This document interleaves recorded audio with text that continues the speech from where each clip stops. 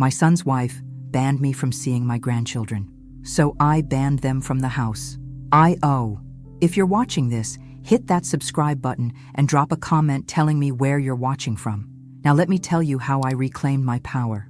I spent 3 hours making Marcus's favorite dinner: smothered pork chops, candied yams, collard greens with ham hocks, and cornbread made from scratch. My arthritic hands ached, but it was my baby boy's birthday. 45 years since I brought him into this world. The house smelled like heaven when the doorbell rang. I smoothed down my dress and opened the door with a smile. "Happy birthday, baby!" I hugged Marcus tight. My grandchildren, Zion and Zara, rushed past with quick hugs. "Hi, Grandma!" they chorused before disappearing into the living room. Then came Vanessa, my daughter-in-law, perfectly put together as always, with that tight smile that never reached her eyes. "Loretta," she nodded, not even bothering with a hug. 5 years of marriage to my son, and she still called me by my first name like we met at the grocery store. "Everything's ready," I said, leading them to the dining room where I'd set my good china, the ones Joseph and I got for our wedding 53 years ago. Vanessa wrinkled her nose. "Oh my God, what's that smell?" My smile froze. "That's dinner, honey. Marcus's favorites." She leaned over to whisper something in Marcus's ear. His face fell, and my grown son shifted like he used to when caught doing something wrong as a child. "Mama, we were thinking maybe we could order pizza instead." The words hit me like a slap. I gripped the chair to steady myself. Vanessa rolled her eyes. "Mama, nobody eats that old greasy food anymore. We're in the 21st century." She pulled out her phone. "I'll order from that gourmet place downtown." My grandchildren looked at their shoes. Marcus stared at the wall. Nobody said a word in my defense. Later, when they were eating fancy pizza that cost more than a week's groceries, Vanessa dropped her bomb. "So we have news," she announced. "The landlord's selling our building. We have 30 days to move out." "Oh no," I said, genuinely concerned. "What will you do?" Marcus couldn't meet my eyes. "Well, Mama, we were hoping maybe we could stay in the guest house, just till we get back on our feet." The guest house, the small building in the back that Joseph and I had built with our savings, renting it out to help pay for Marcus's college. "Of course," I said without hesitation. "Family takes care of family." Vanessa's smile widened. "Perfect. We'll move in this weekend." As they left that night, I stood in my kitchen looking at all the food I'd made, food that would now go into containers, into the freezer, and probably end up in the trash. I didn't know it then, but I'd just invited a snake into my garden, and that snake was fixing to strike. "Grandma, have you seen my blue backpack?" Zion called, running through my living room while I tried to enjoy my morning coffee. "Check the hall closet, baby," I answered, watching as he rummaged through my neatly organized space. 3 months had passed since they'd moved into the guest house, and somehow my own home didn't feel like mine anymore. Vanessa had keys, of course, for emergencies, she'd said, but those emergencies happened daily. I found my kitchen cabinets rearranged one Tuesday afternoon, my spices alphabetized instead of grouped the way I'd kept them for decades. When I mentioned it, Vanessa smiled that smile that made my skin crawl. "I just organized it better, Mama. You were having trouble finding things, remember?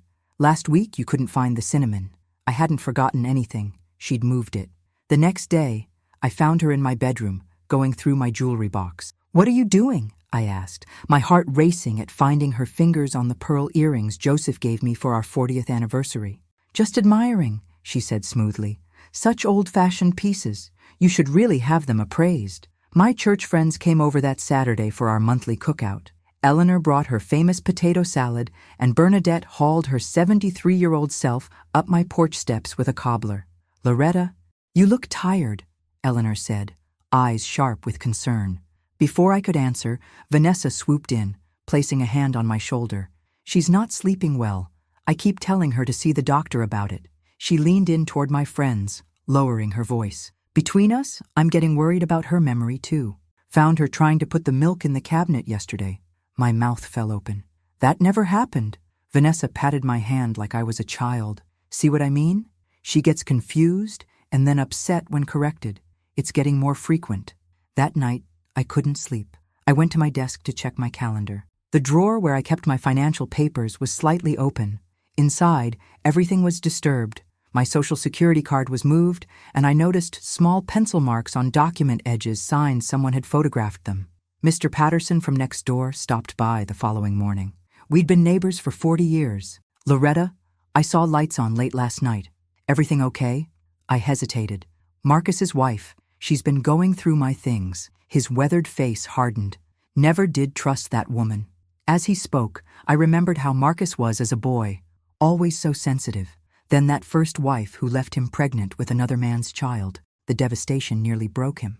And now Vanessa, who'd swooped in when he was at his lowest, who seemed to see him not as a partner, but as a path to something else. You watch yourself, Loretta, Mr. Patterson said as he left. That one's got plans, and I don't think they include your best interests. That night, I found Vanessa on the phone with the bank, asking about my accounts, my name, my social security number on her lips. And I knew. This wasn't about family helping family anymore. This was an invasion. My garden always been my sanctuary. Each plant got a story, a purpose. My grandmother, born into slavery but died free, taught my mama, who taught me which herbs heal the body and which feed the soul. The community garden sits 3 blocks from my house, a patch of green heaven in our neighborhood that's seen better days. I've tended my plot there for 30-some years, alongside Eleanor and Bernadette. Grandma, what's this one? Zara's small brown fingers touched the fuzzy leaves of sage I'd planted. I'd started bringing the twins with me after school. Away from their mama's watchful eye, they'd turned back into curious children instead of the stiff little adults Vanessa was molding. That's sage, baby. My grandma used to burn it to cleanse a house of bad spirits. I pinched a leaf, releasing its sharp scent. And it makes chicken taste divine. Zion crouched beside me. Did your grandma really know slaves, Grandma? She was born a slave, baby, freed when she was just about your age during the Civil War. Their eyes widened. History wasn't just in books for them anymore, it ran in their veins. Our teacher said we don't talk about that stuff anymore, Zara whispered. Mama says the same thing. My heart sank. And why's that? Zion glanced around like Vanessa might be hiding behind the tomato plants. Mama says it's victim mentality, that successful people don't dwell on the past. Lord, give me strength. There's a difference between dwelling and remembering, I said carefully. Our people survived. That's not a victim story, that's a victory story. Later that afternoon, Zara developed a small cough. Nothing serious, just a tickle in her throat. I got something for that, I said, selecting some horehound and thyme. I brewed a tea, adding honey from Mrs. Johnson's bees down the street. Zara sipped cautiously. It tastes like trees, she giggled, but drank it down. The front door slammed. Vanessa appeared in the kitchen doorway, her eyes landing on the mug in Zara's hands. What is she drinking? Her voice could have frozen hell. Just an herbal tea for her cough. Nothing. She snatched the mug from Zara's hands so fast, tea sloshed onto the table. Are you giving my child some kind of voodoo concoction? It's just herbs from my garden. My grandmother's recipe. Your grandmother? Vanessa's laugh was sharp as broken glass. The slave woman? You're feeding my children slave remedies? The twins' eyes darted between us, confusion and fear clouding their faces. It's just tea, I said, my voice steady though my hands shook. Herbs have medicinal properties that... Don't you dare give my children anything to eat or drink again without my permission. She turned to the twins. Go get your backpacks. We're leaving. After they scurried out, Vanessa leaned close. This isn't the plantation, Loretta. You don't get to experiment on my children with your primitive superstitions. Each word struck like a physical blow. When they left, I sat alone in my kitchen, wondering when my family's wisdom had become something shameful. That night, I called Eleanor. She's isolating you, my friend said after I'd spilled everything. Classic first move of an abuser. I'm not being abused, I protested. I'm a grown woman in my own home. Emotional abuse is still abuse, Loretta, and she's turning those children against you inch by inch. I watched the moon rise over my garden. The plants didn't care who believed in them. They just kept growing, kept healing, kept providing whether anyone appreciated them or not. Like me. 79 years on this earth. Seems like something worth celebrating, doesn't it?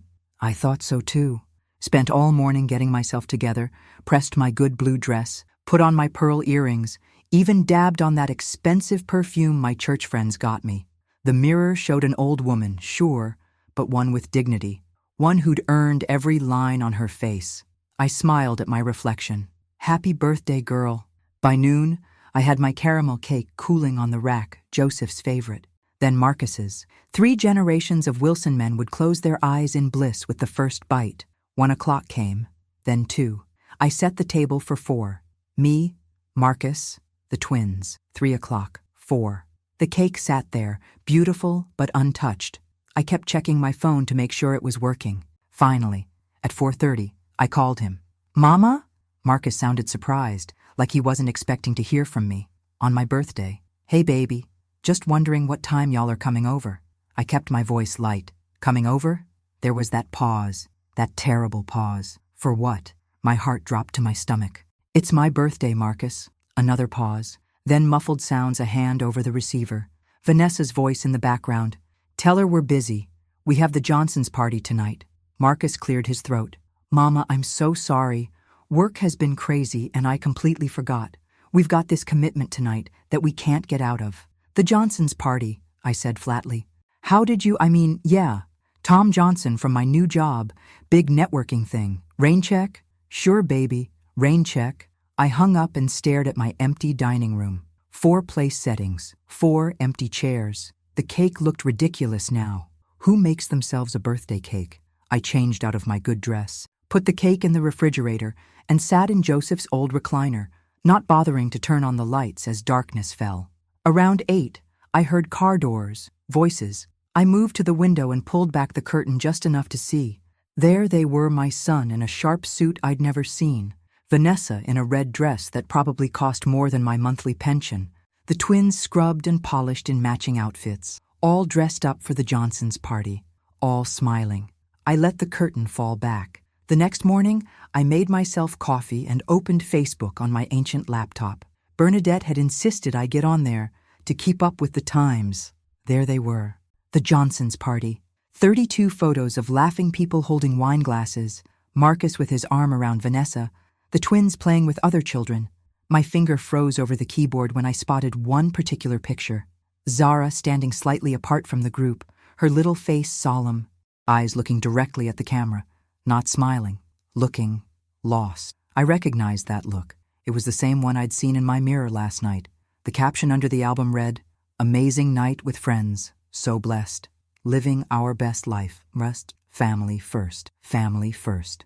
I closed the laptop and looked around my empty house, the house Joseph and I had scraped and saved for, the house where we'd raised Marcus, the house that was supposed to be filled with laughter and love in my final years. Something shifted inside me then, a crack in the foundation of my patience, my forgiveness. I didn't know it yet, but that forgotten birthday was the gift I needed, the gift of clarity. For 2 months after my birthday, I swallowed my hurt, kept smiling, kept trying. The twins were innocent in all this, and I was determined they'd know their grandmother loved them. I'd been saving up, $5 here, 10 there from my pension. When the African American Heritage Experience announced their traveling exhibition was coming to Chicago, I knew I had to take my grandchildren. "It's educational," I told Marcus when I called him directly at work. "They'll learn about their roots." "Sounds good, Mama. Vanessa's got that self-care retreat this weekend anyway." He said it casual-like, but I heard the relief in his voice. He was different when she wasn't around, more like my son again. Saturday morning, I dressed in my good pants suit, no church clothes. Vanessa always mocked those and waited on my porch. The twins came running from the guest house, their faces bright with excitement. "Grandma, are we really going downtown?" Zara bounced on her toes. "Sure are. Baby, got us tickets and everything." The exhibition was housed in the Cultural Center, a grand old building with marble floors that echoed under our feet. The twins held my hands as we walked through living history. "Who's that lady?" Zion asked, pointing to a photograph of a regal black woman in Victorian dress. "That's Madam C.J. Walker, first female self-made millionaire in America." "A black woman." I squeezed his hand. "When people tell you we don't have our own heroes, you remember her name." We stood before a replica of a slave cabin, smaller than my living room. "People lived in there?" Zara whispered. "Our people," I said quietly. "Your great-great-great-grandparents likely lived in something like this." Zion frowned. "But at school, they just talk about Martin Luther King for one day. Then it's back to the regular people." "Look at me," I said, kneeling despite my creaky knees. "Our history didn't begin with slavery, and it didn't end with Dr. A. King. We were kings and queens before they brought us here in chains, and every generation since has fought and built and created, including yours." Something sparked in their eyes. recognition, pride. On the way home, Zion said, "I want to do my heritage project on our family, Grandma. Can you help me?" My heart soared. "Of course, baby. I got pictures going back 5 generations." Back home, I took them up to the attic where I kept the family archives, old photographs, letters, even a deed of sale for my great-grandfather. "This is William," I said, showing them a tintype of a stern-faced man. "Born enslaved, died a landowner. That's the strength you come from." We spent hours up there, passing down stories no textbook would tell them. We didn't hear the front door open. "What the hell is going on here?" Vanessa stood at the attic entrance, still in her weekend retreat clothes, face twisted with rage. "We're just looking at family photos," I said calmly. She snatched the slave deed from Zion's hands. This is what you're showing my children? Documents about being property? It's our history. It's trauma porn." She turned to the twins. "Go downstairs. Now." After they scurried away, she rounded on me. "You took my children without permission. Their father gave permission and exposed them to this garbage, filling their heads with victim stories when they should be focusing on success." Marcus appeared behind her, face anxious. "What's going on?" "Your mother," Vanessa spat, "took our children to some militant Black history exhibit, and now she's showing them slave documents." "She is never to be alone with the children again," Vanessa declared, cutting me off. "Ever." Marcus opened his mouth, then closed it when Vanessa shot him a look that could curdle milk. I stood there in my own home, in my own attic, surrounded by my own family history, being told I couldn't share it with my own grandchildren. That night, I cried for the first time since bearing Joseph. "Joseph always did think ahead," Bernadette said, examining the envelope I'd found. We sat at my kitchen table, morning light streaming through curtains Vanessa had replaced without asking. "Almost 5 years," I murmured. "Almost 5 years, I couldn't bring myself to go through his things properly." The night before had been my breaking point. After crying myself empty, I'd gone to our bedroom closet and pulled out the box of Joseph's journals. That's when I found it an envelope with my name in his steady handwriting. "For Loretta, when you most need it." "Go on," Bernadette urged. "Open it." My fingers trembled as I broke the seal. Inside were legal documents and a handwritten letter. I unfolded the paper, Joseph's familiar script bringing tears to my eyes again. "My dearest Loretta, if you're reading this, I'm gone, and you've hit a rough patch. I always knew you were stronger than you believed, but sometimes even the strongest trees need support against the wind. I've watched Marcus and his new wife. I've seen how she looks at our house, our savings, our lives, like we're just stepping stones to what she wants. I pray I'm wrong, but if I'm not, these papers will protect you. Remember when we built the guest house and everyone said we were crazy to spend the money? You trusted me then. Trust me now. Both houses are in your name only. Marcus gets his inheritance, but only after you're gone and only if you decide he should. Don't let anyone make you feel small in the home we built together. Don't let anyone take what we worked for. You built this life. Loretta, never forget your power. All my love, always, Joseph." I pressed the letter to my chest, feeling his presence wrap around me like a shield. "That man." Bernadette shook her head admiringly. "Always 10 steps ahead." I spread out the legal documents. Property deeds, bank accounts, insurance policies, all solely in my name, with specific provisions about Marcus's inheritance. "Joseph must have seen something in Vanessa that worried him," I said. 2 days later, I sat in the office of James Franklin, Esquire. His father had been Joseph's friend from the Bricklayers' Union, and now the son ran a successful law practice downtown. "Mrs. Wilson," he said, reviewing the documents, "your husband set things up very clearly. The house is entirely yours, the guest house too. You can decide who lives there and under what conditions. And my son is named as heir after your passing, but you can change that if necessary. There's also a provision here." He pointed to a paragraph that specifically prevents any claim from your son's spouse to the property while you're alive. Relief washed over me. "So she can't take my home?" "No, ma'am. Not legally." He leaned forward. "But I've seen cases like this before. If they're trying to establish that you're mentally incompetent." My stomach clenched. "That's exactly what she's been hinting to people. That I'm confused." He nodded grimly.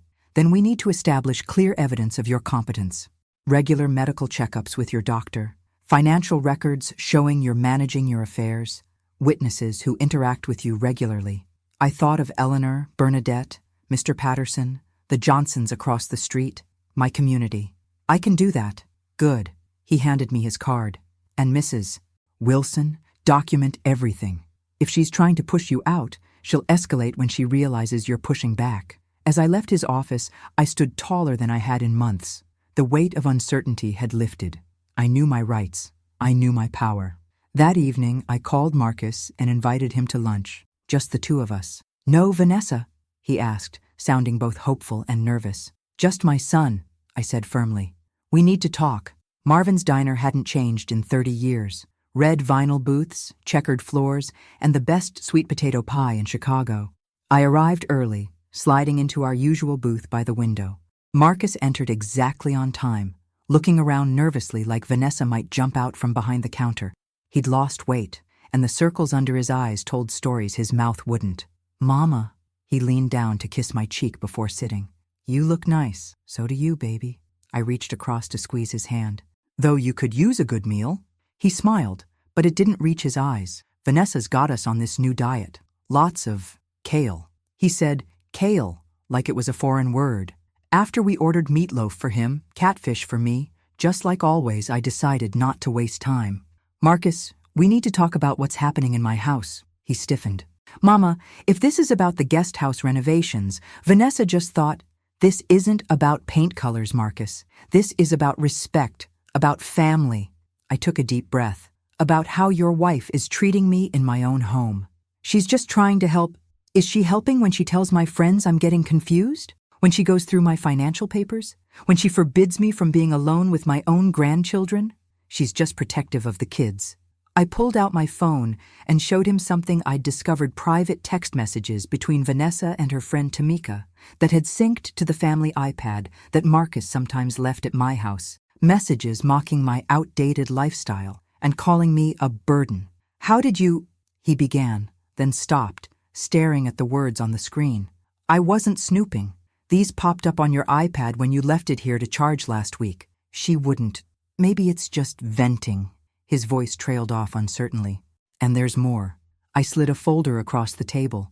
Inside were bank statements showing thousands missing from their joint account money, flowing to a separate account in Vanessa's name only. "I found these when you asked me to keep your insurance paperwork. They were mixed in." Marcus leafed through them, color draining from his face. "This can't be right. We've been struggling to pay bills, but she said she's been planning something, baby. And it involves my house and my money. I need you to make a choice," I said quietly. "Either Vanessa starts treating me with respect in my home, Marcus, that your father and I built, or you'll need to find somewhere else to live." "Mama, you can't mean that." 30 days. My voice was steady despite my racing heart. "That's how long you have to fix this situation. I won't be disrespected, manipulated, or pushed out of my own house at 79 years old." His eyes filled with tears. "I don't want to choose between my wife and my mother." "I'm not asking you to. I'm asking you to choose what's right, what your father would expect from his son." The mention of Joseph straightened Marcus's spine a little. He nodded slowly. "I'll talk to her. I'll fix this." As he walked me to my car, I spotted a familiar face at a corner table. Tamika, Vanessa's best friend, cell phone already pressed to her ear, eyes locked on us. "Marcus," I said urgently, "that's Tamika over there. She's watching us." He looked over, confused. So Vanessa will know about this conversation before you even get home."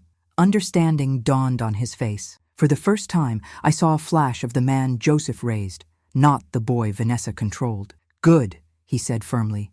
"Maybe it's time we all stop pretending." When I pulled into my driveway, Vanessa's car was already there. She must have broken every speed limit between her hair appointment and my house after Tamika's call. I took my time walking up the path, admiring Joseph's rose bushes that still bloomed faithfully each year. By the time I reached the porch, the front door swung open. "Loretta," Vanessa's voice dripped honey. "I was just about to make some tea. Come in, come in." The woman standing in my doorway wasn't the same one who'd sneered at my cooking 3 days ago. This Vanessa wore a modest blouse, her hair pulled back simply. Her smile strained so wide it must have hurt her face.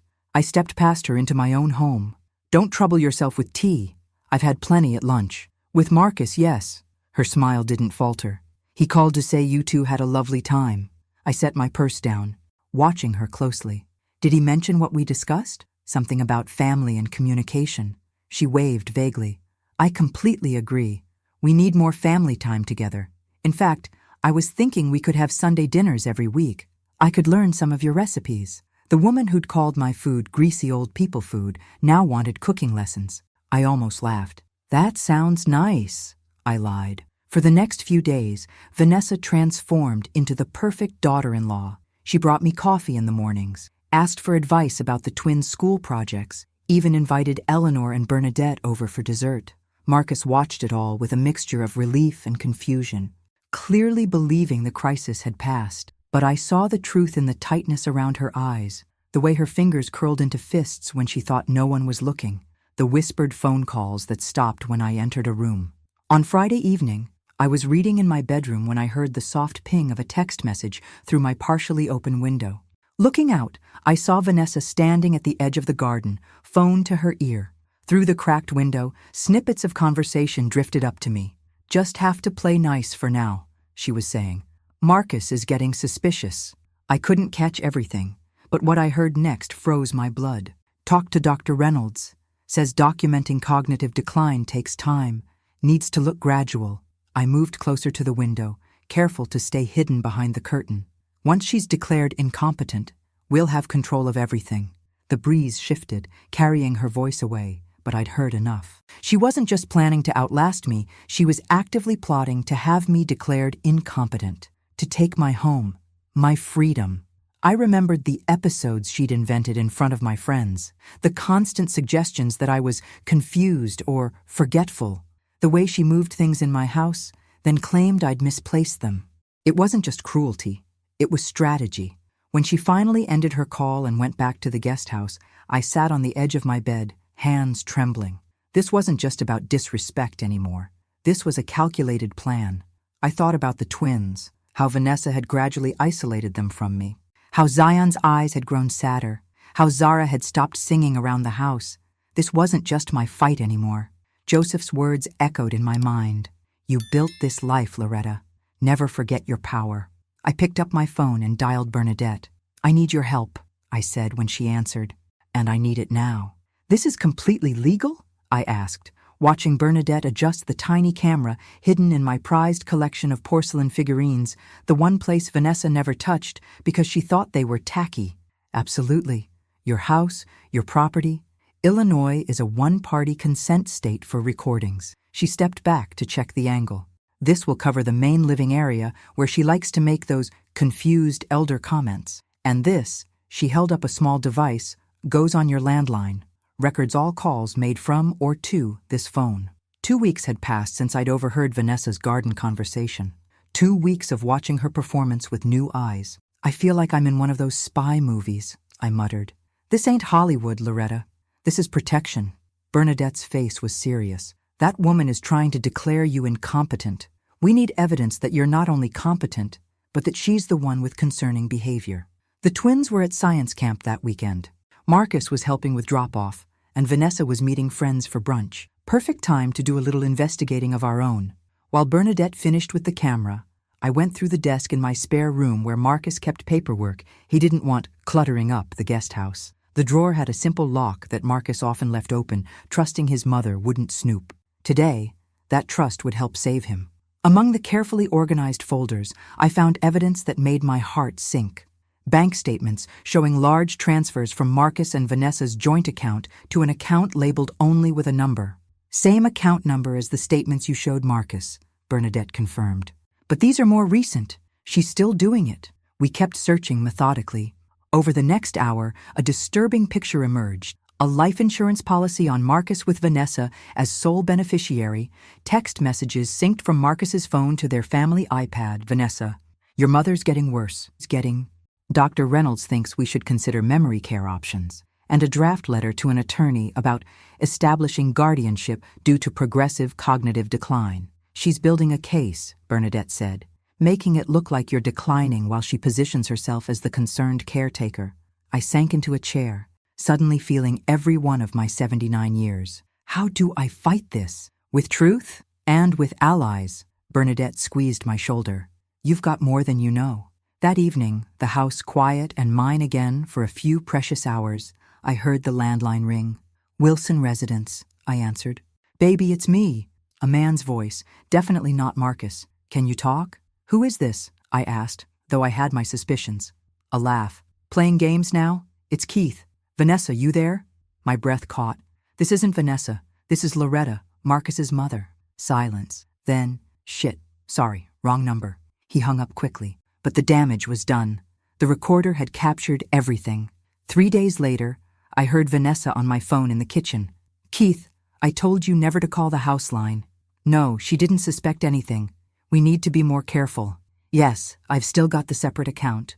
No, Marcus is clueless as always. A pause, then her voice softened. I miss you too. Just a little longer, baby. Once we sell this place, we'll have enough to start over somewhere else. I remained frozen as Vanessa walked past, not even noticing me. It was time to be as wise as Joseph, as strategic, as brave. It was time to save what was left of our family. Easter Sunday had always been sacred in the Wilson family. After Joseph passed, I'd kept the tradition alive, though the gatherings had grown smaller. This year would be different. You invited how many people? Marcus looked panicked when I told him my plans. Just family, I said innocently. Your cousin Grace and her husband, your Uncle Walter and Aunt Patrice, a few others. But Vanessa usually likes to keep holidays small. This is my house, Marcus, and this is our family tradition. Something in my tone must have reached him, because he straightened his shoulders and nodded. You're right, Mama. I'll tell Vanessa to expect company. Easter morning dawned bright and clear. I'd been up since 5, cooking and preparing. The good china gleamed on the dining table, extended to seat 12. The doorbell rang at 11.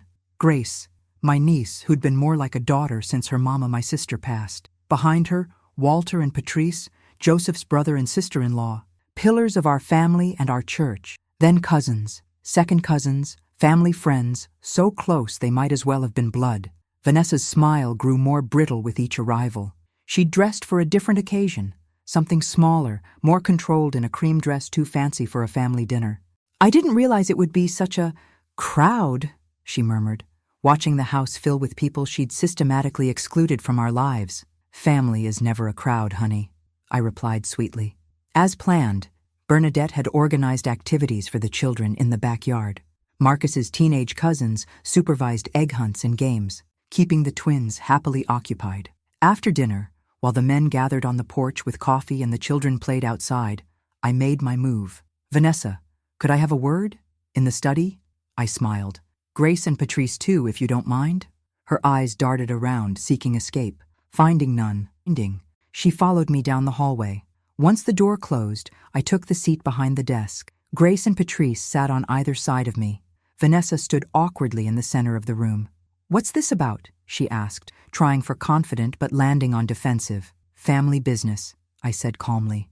Marcus, could you join us, please? He appeared in the doorway, confusion written across his face. I'd never told him about this part of the plan. Sit down, son.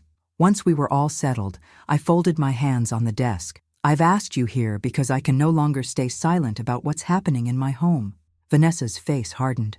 If this is more complaints about how I've redecorated, this is about how you've been stealing from my son, I cut in. About how you've been planning to have me declared incompetent. About your friend Keith. The color drained from her face. Marcus looked between us, bewildered. Mama, what are you talking about?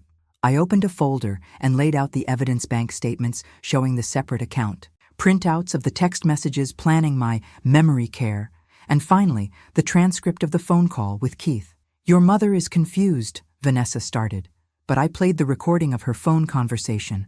Once we sell this place, we'll have enough to start over somewhere else. The lawyer says with her declared incompetent.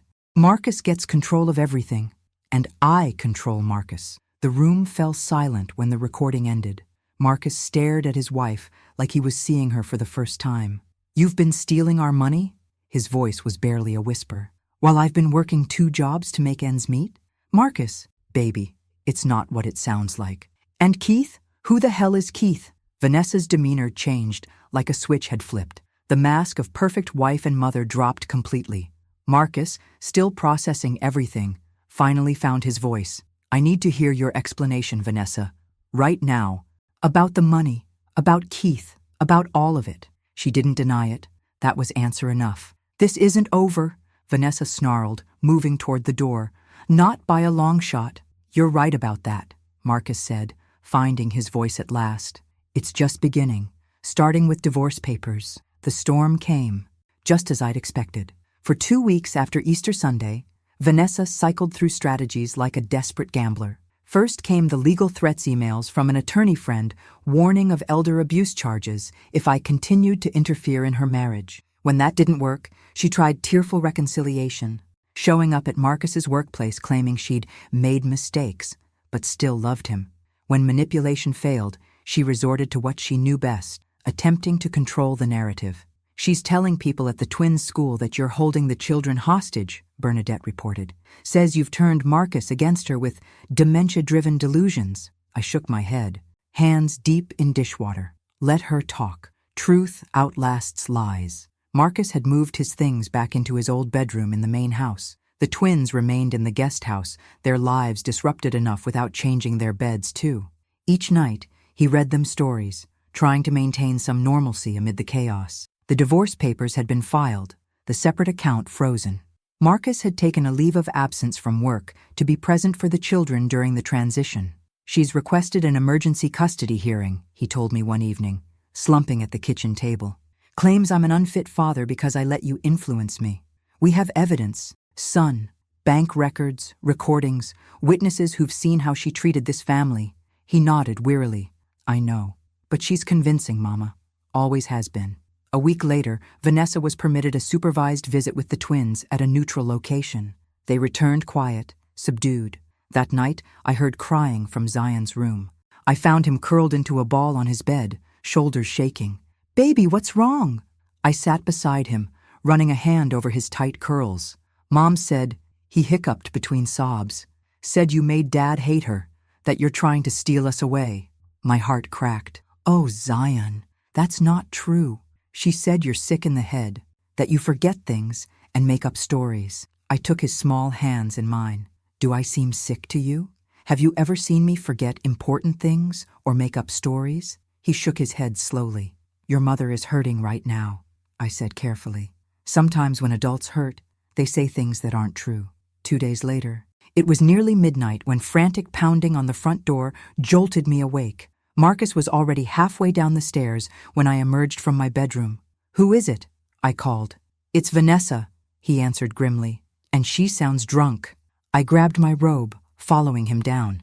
Through the peephole, I could see her swaying on the porch. Mascara streaked down her face. Don't open it, I warned. Call Bernadette first. He nodded, reaching for his phone. Before he could dial, Vanessa's voice carried through the door. I know you're in there. Let me see my children. You can't keep them from me. The twins, I whispered. They'll wake up. Marcus made the call quickly, then approached the door.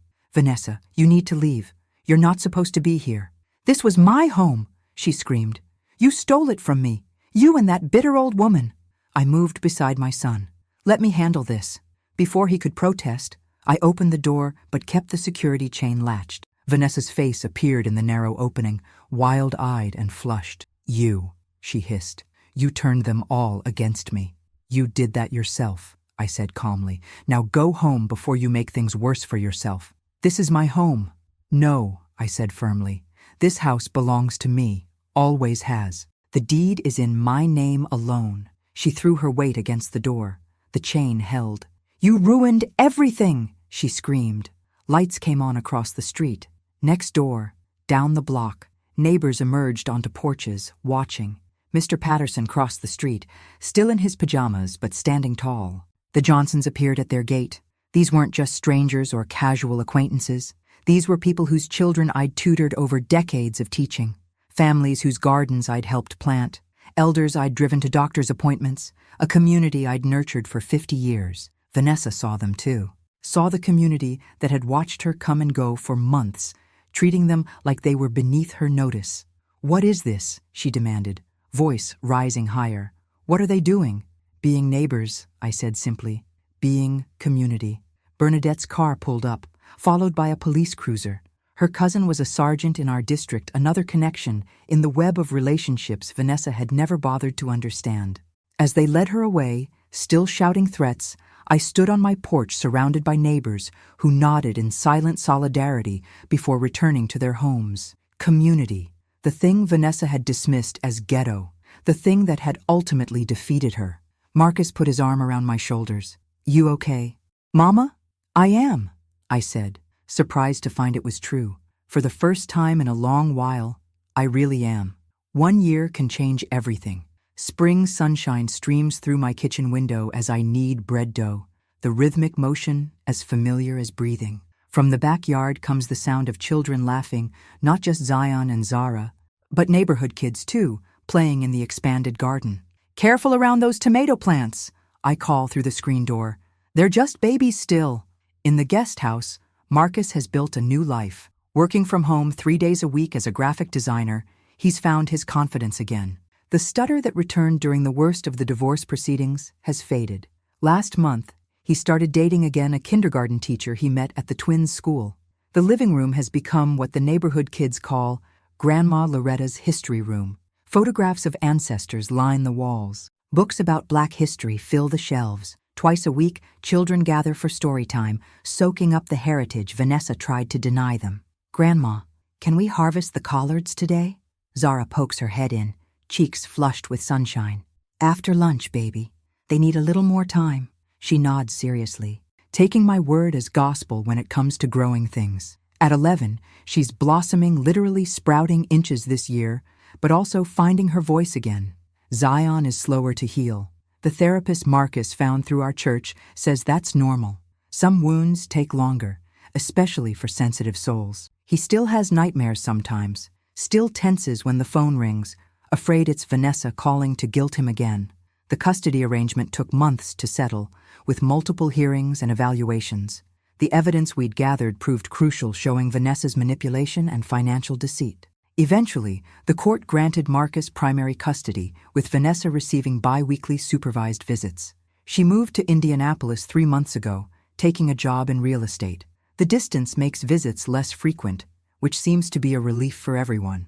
Eleanor and Bernadette arrive as I'm pulling the bread from the oven, bringing dishes for our weekly lunch gathering. After lunch, I take the twins to the garden for the collard harvest. Zion, meticulous as always, carefully cuts each stem exactly where I show him. "Grandma," he says suddenly, "do you still have that picture of great-great-grandpa William? The one who bought land after being enslaved?"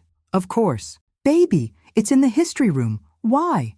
"My teacher says we can bring in family artifacts for the Heritage Project." He looks up, eyes serious. "I want to bring his picture and tell his story." Pride swells in my chest. I think that's a wonderful idea. As we work, Zara grows unusually quiet. Finally, she asks the question I've been expecting. "Grandma, do you think Mom misses us?" I set down my basket, giving her my full attention. I believe she does, in her way. But she doesn't call much anymore. That doesn't mean she doesn't think about you. Zara twists a collard leaf between her fingers. "Do you hate her for what she did?" Such adult questions from such young souls. "No, baby, I don't hate her. But she was so mean to you. She tried to take your house. She said awful things." I touch the small locket around my neck, Joseph's picture inside, my talisman through the hardest days. "Hating takes too much energy," I explain, "and at my age, I need all my energy for loving the people who matter." Later, after the twins are in bed, Marcus and I sit on the porch swing, listening to cicadas sing their summer song. The same porch where Vanessa once stood screaming. The same swing where Joseph used to hold my hand on summer evenings. "You saved us, Mama," Marcus says softly. "All of us." I shake my head. "I just reminded us who we are, who we've always been." I touch the locket at my throat, feeling Joseph's presence in the gentle night breeze. "You know, your father once told me something I never forgot. He said our dignity isn't something others can take from us. We might loan out our power for a while, but we can always reclaim it." Marcus smiles. "Sounds like Dad." The twins are learning that now. "And so are you. And so did you, Mama." I nod, watching fireflies begin their nightly dance over the garden, where 3 generations now nurture the earth together. Thanks for listening. Don't forget to subscribe and share your story in the comments. Your journey might inspire another queen.